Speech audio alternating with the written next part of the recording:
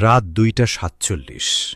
পুরো শহর ঘুমিয়ে আছে, রাস্তা নীরব, বাড়ির সবাই ঘুমিয়ে পড়েছে। কিন্তু আপনি এখনো জেগে আছেন। বারবার পাশ ফিরছেন, চোখ বন্ধ করছেন, ঘুমানোর চেষ্টা করছেন, কিন্তু ঘুম আসছে না। সবচেয়ে অদ্ভুত বিষয় হল, আপনার শরীর ক্লান্ত, চোখ জ্বলছে, আগামীকাল সকালে উঠতে হবে সেটা জানেন, তবুও ঘুম আসছে না। কেন?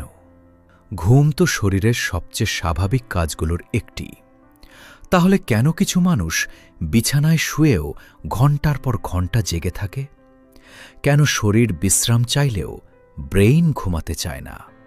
আজ আমরা জানব ইনসমনিয়ার পেছনের বিজ্ঞান।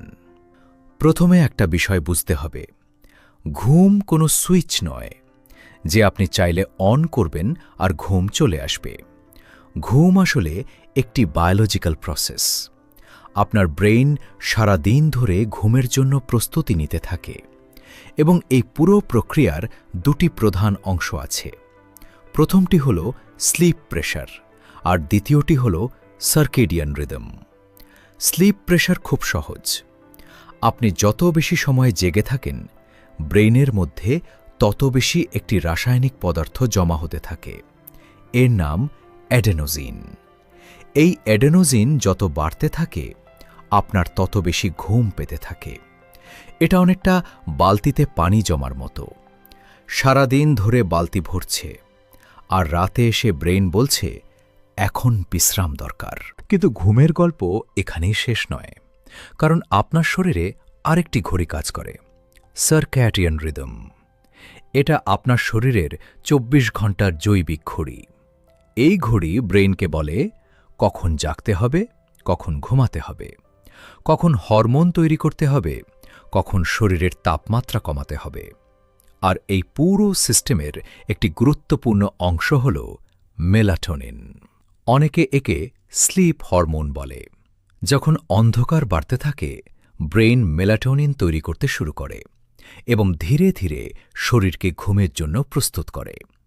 এখন প্রশ্ন হল, তাহলে সমস্যা কোথায়? কেন ইনসমনিয়া হয়? এর উত্তর সবসময় এক নয়, কিন্তু কয়েকটি কারণ সবচেয়ে বেশি দেখা যায়। প্রথম কারণ, স্ট্রেস।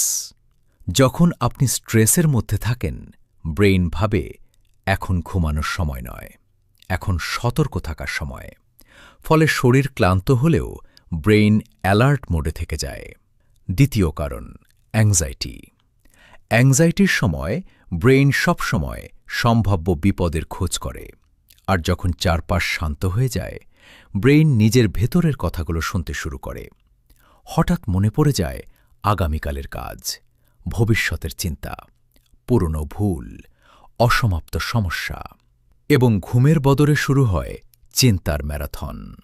কিন্তু আধুনিক যুগে আরেকটি বড় সমস্যা আছে, আপনার ফোন। ঘুমানোর আগে reels, shorts, Facebook, Instagram, YouTube. আমরা ভাবি এগুলো আমাদের রিল্যাক্স করছে, কিন্তু বাস্তবে অনেক সময় উল্টোটা ঘটে। কারণ স্ক্রিন থেকে আসা ব্লু লাইট ব্রেইনকে বিভ্রান্ত করে। ব্রেইন ভাবে এখনও দিন শেষ হয়নি। ফলে মেলাটোনিন তৈরি কমে যায়, আর ঘুম আরও দূরে সরে যায়। কিন্তু ইনসমনিয়ার সবচেয়ে অদ্ভুত অংশটি এখনও বাকি। ধরুন, একদিন আপনার ঘুম হল না। পরদিন আপনি চিন্তা শুরু করলেন, আজ যদি আবার ঘুম না হয়। তারপর রাত এলো, আপনি বিছানায় শুলেন এবং নিজেকে বললেন, আজ আমাকে অবশ্যই ঘুমাতে হবে, যে কোনো মূল্যে। কিন্তু এখানেই ফাঁদ। কারণ আপনি যত বেশি ঘুমানোর চেষ্টা করবেন, তত বেশি জেগে থাকার সম্ভাবনা বাড়বে। এটাকে বলা হয় স্লিপ অ্যাংজাইটি, ঘুম নিয়ে উদ্বেগ। আপনি ঘুম না হওয়া নিয়ে এত চিন্তা করেন যে সেই চিন্তাই ঘুমকে দূরে ঠেলে দেয়, এবং ধীরে ধীরে একটি চক্র তৈরি হয়। ঘুম হয় না, উদ্বেগ বাড়ে। উদ্বেগ বাড়লে ঘুম আরও কমে, আর ঘুম কমলে উদ্বেগ আরও বাড়ে। এখন প্রশ্ন হল, এই চক্র ভাঙবেন কিভাবে? প্রথমত, নিজেকে জোর করে ঘুম পাড়ানোর চেষ্টা করবেন না। ঘুমকে তাড়া করলে ঘুম আরও দূরে সরে যায়। দ্বিতীয়ত, ঘুমানোর অন্তত 1 ঘন্টা আগে স্ক্রিন টাইম কমিয়ে দিন।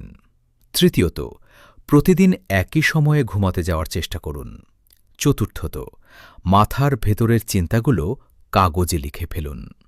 অনেক সময় ব্রেইন শুধু চায় আপনি চিন্তাগুলোকে স্বীকার করুন। পঞ্চমত, যদি 20 থেকে 30 মিনিট বিছানায় শুয়েও ঘুম না আসে, তাহলে উঠে যান। একটু বই পড়ুন, হালকা কিছু করুন, কিন্তু বিছানাকে যুদ্ধক্ষেত্র বানাবেন না। সবশেষে একটা কথা মনে রাখবেন, অনেক সময় ইনসমনিয়া মানে আপনার শরীর ঘুমাতে চায় না এমন নয়, বরং আপনার ব্রেইন এতটাই সতর্ক হয়ে গেছে যে সে নিজেকে বন্ধ করতে পারছে না। সমস্যা ঘুমের নয়, সমস্যা হল আপনার ব্রেইন এখনও জেগে থাকার চেষ্টা করছে। তাই পরের বার যখন রাত 3টায় জেগে থাকবেন, নিজেকে দোষ দেবেন না। মনে রাখবেন, আপনার ব্রেইন আপনার বিরুদ্ধে কাজ করছে না, সে শুধু একটু বেশি সতর্ক হয়ে গেছে। আমি মাইন্ড বাংলা, আবার দেখা হবে পরবর্তী ভিডিওতে।